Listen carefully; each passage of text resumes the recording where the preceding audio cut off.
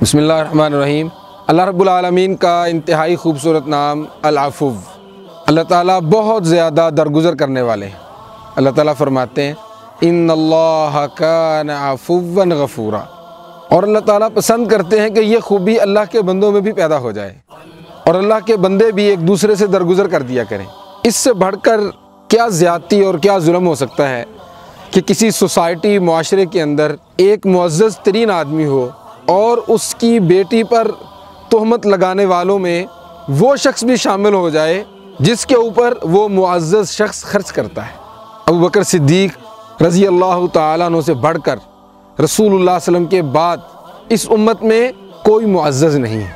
جب سیدہ عائشہ صدیقہ ام المؤمنین رضی اللہ تعالیٰ عنہ پر تہمت لگی تو مصطح رضی اللہ تعالیٰ عنہ بھی اس پروپیگنڈا کا شکار ہو گئے۔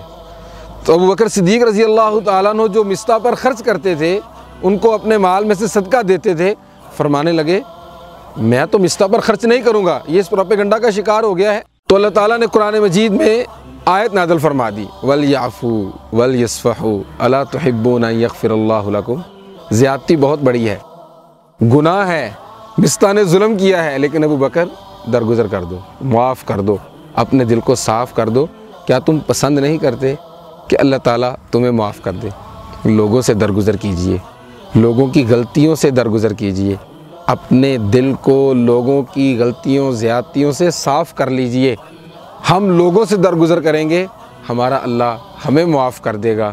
اور یہ وہ مبارک نام ہے جو رسول اللہ صلی اللہ علیہ وسلم نے انتہائی مقدس رات میں پڑھنے کی تلقین فرمائی ہے۔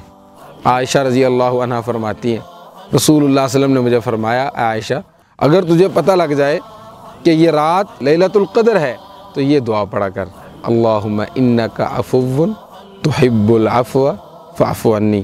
اے اللہ یقیناً تو بہت درگزر کرنے والا ہے، درگزر کو پسند کرتا ہے، تو مجھ سے درگزر فرما۔ لوگوں کی غلطیوں سے درگزر کیجئے، اللہ ہمارے گناہوں کو معاف کر دے گا۔ اپنے دلوں کو لوگوں کی زیادتیوں سے صاف کیجئے، اللہ ہمارے اعمال ناموں کو سیاہیوں سے صاف کر دے گا۔ والسلام علیکم ورحمۃ اللہ۔